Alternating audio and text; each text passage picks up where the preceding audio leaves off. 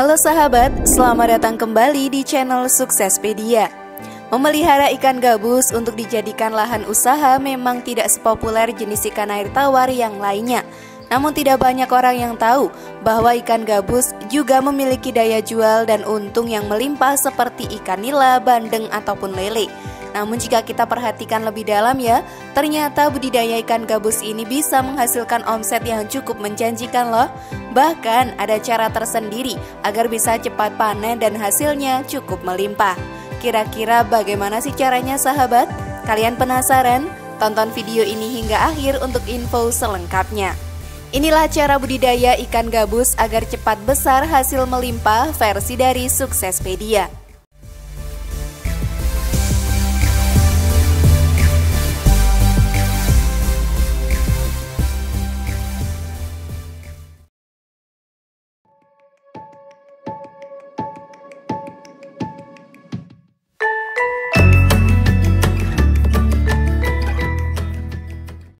Sekarang ini sahabat, sistem budidaya sangatlah mudah. Kalian tinggal beli bibit ikan, selanjutnya tinggal melakukan pemijahan ikan gabus saja. Karena gabus merupakan asli ikan Indonesia yang banyak ditemukan di sungai, sawah, waduk, dan rawa-rawa. Sehingga produksi gabus sudah tersedia. Pemijahan ikan gabus pada umumnya dilakukan pada bulan Oktober hingga November, yaitu daerah Kalimantan dan Jawa Timur. Hal ini karena suka menggali manfaat ikan gabus, yaitu berupa asam amino yang lengkap yang terdiri dari esensial maupun non-esensial. Bahkan ikan ini sendiri dipercaya mampu membantu proses penyembuhan luka bakar, infeksi paru-paru, hepatitis, dan mampu memenuhi kebutuhan nutrisi tubuh, sehingga baik diberikan pada ibu hamil, bayi, dan juga anak-anak. Cuma sayang sekali ya sahabat, popularitasnya belum setenar ikan tawar lainnya. Makanya sangat jarang orang mencoba usaha budidaya ikan gabus ini. Apakah kamu tertarik mencobanya? Yuk kita simak caranya. Namun sebelum lanjut, klik dulu tombol loncengnya ya, biar kalian gak ketinggalan info baru dari channel ini.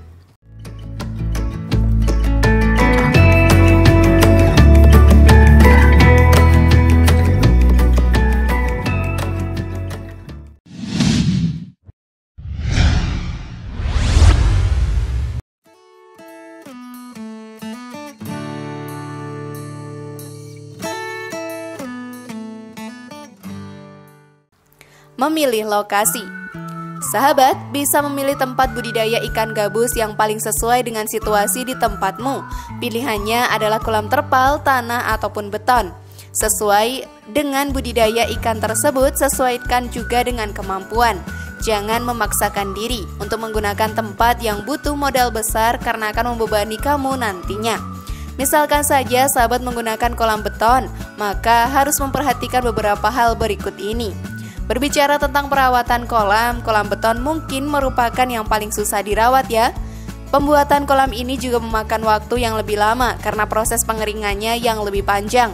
Walaupun begitu, kolam beton juga tidak kalah dari jenis kolam lainnya.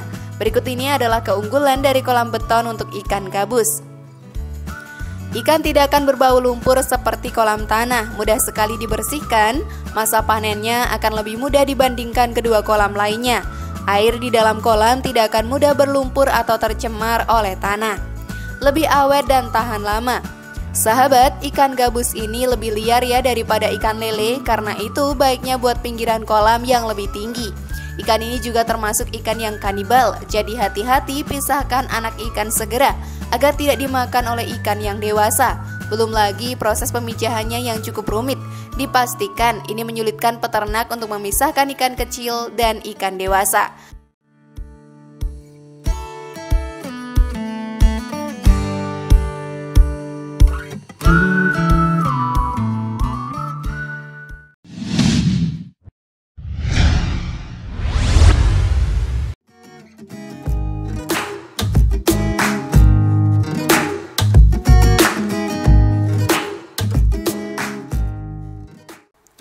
Memilih indukan gabus jantan dan betina. Untuk menjalankan usaha budidaya ikan gabus, sahabat harus memilih indukan ikan jantan dan betina yang punya kualitas bagus. Ini akan sangat berpengaruh pada hasil panen yang akan kamu dapatkan nantinya. Untuk membedakan ikan gabus jantan dan betina, kita bisa melihatnya dari tanda-tanda di tubuh ikan gabus jantan. Bentuk kepalanya cenderung oval dan tubuhnya lebih gelap. Ada bagian lubang genital berwarna merah pada bagian bawah tubuhnya. Ikan gabus betina sendiri biasanya tubuhnya berwarna lebih terang dengan kepala yang cenderung bulat. Pilihlah indukan ikan gabus jantan yang punya berat minimal 1 kg. Terdapat ciri-cirinya loh. Ciri-ciri dari indukan jantan sahabat, biasanya bentuk kepalanya memang oval, warna tubuhnya cenderung gelap ya, lubang genitalnya merah, dan jika diurut perutnya akan mengeluarkan warna putih. Ciri-ciri indukan betina pada ikan gabus adalah bentuk kepalanya membulat, warna tubuhnya terang, bentuk perut lebih besar dan lembek. Jika diurut perutnya akan mengeluarkan telur. Bagaimana? Mudah bukan membedakannya?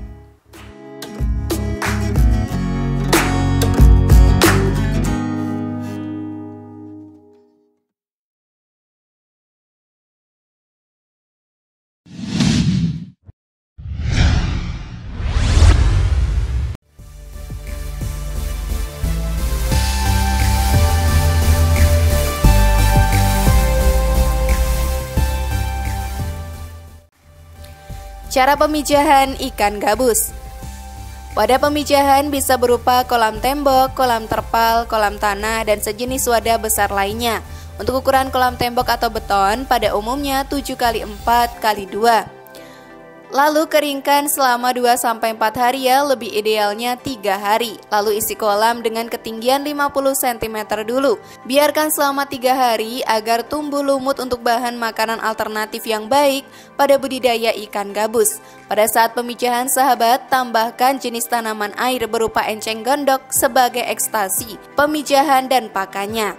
Kemudian masukkan indukan jantan sesuai jumlah yang telah kalian sediakan. Kalau di sini 30 dan indukan betina juga 30 ke dalam kolam budidaya. Lalu biarkan pemijahan berlangsung. Ketika kelihatan telur mulai muncul, segera ambil dengan alat yang lembut.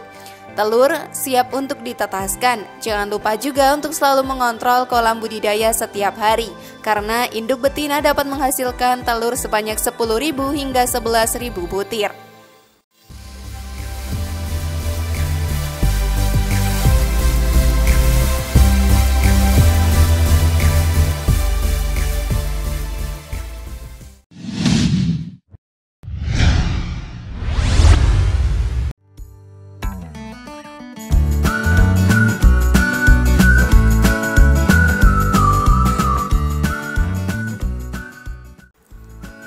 Proses penetasan telur ikan gabus. Agar sahabat lebih mudah mengontrol kondisi telur, akan lebih baik bila proses penetasan telur dilakukan pada akuarium. Kamu perlu menyiapkan akuarium berukuran 65 x 45 x 45 cm. Isi akuarium dengan air setinggi 40 cm saja dan jaga suhu dalam air mencapai 20 derajat Celcius. Masukkan telur ikan gabus sahabat ke dalam akuarium sebanyak 4-6 butir per cm persegi. Telur ikan gabus akan menetas sekitar 24 jam setelah dimasukkan ke dalam akuarium. Setelah menetas, larva ikan gabus tidak perlu langsung dikasih makan selama 2 hari ya. Alasannya, ikan-ikan kecil ini masih punya cadangan makanan dalam tubuhnya setelah menetas. Setelah larva ikan gabus berusia 2 hari, kita bisa memberikan makanan seperti Naupli artemia dengan jatah makan 3 kali dalam sehari. Kamu juga perlu menjaga kepadatan akuarium yaitu 5 larva per 1 liter air. Setelah berusia 5 hari ini, sahabat bisa memberi larva ikan gabus makanan tambahan. Misalnya dapnia sebanyak 3 kali sehari. Perhatikan juga kualitas air di dalam akuarium agar larva bisa bertahan hidup.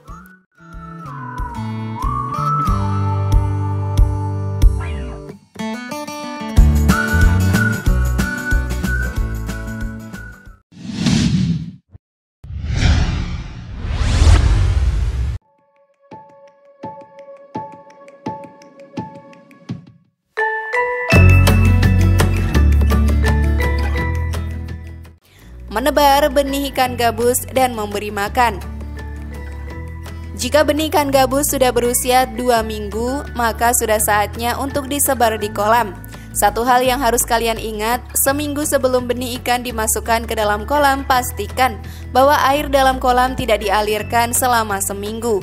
Pagi hari adalah waktu yang paling ideal untuk memasukkan benih ikan gabus ke dalam kolam ya. Setelah ikan gabus berada dalam kolam sahabat, jangan memberikan makanan selama 2 hari. Setelah 2 hari, kita bisa memberikan ikan gabus makanan berupa tepung pelet sekitar 2 kg.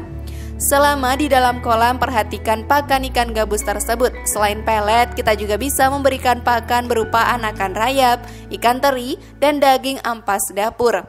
Ikan gabus biasanya makan ikan-ikan kecil juga. Selain itu, pastikan juga tidak telat dalam memberikan makanan pada ikan gabus. Alasannya karena ikan gabus termasuk ikan kanibal. Jadi ikan ini bisa saling memakan ketika sedang lapar dan tidak ada bahan makanan lainnya.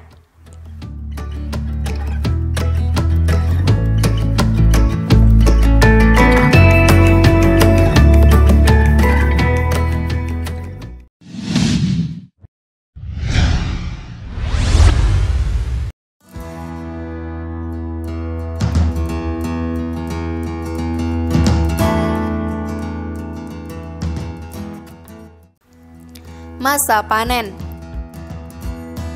Inilah yang pasti ditunggu-tunggu oleh semua pembudidaya jenis ikan. Sahabat dapat memulai memanen satu kolam dulu secara bertahap sesuai kadar kebutuhan pasar. Berbeda dengan ikan lele yang dapat dipanen dengan berseragam. Mengapa demikian? Karena ikan gabus memiliki daya tahan tubuh yang tinggi. Umur ikan gabus siap panen biasanya tidak kurang dari 2-3 bulan. Bahkan bisa kurang tergantung pemberian makanannya.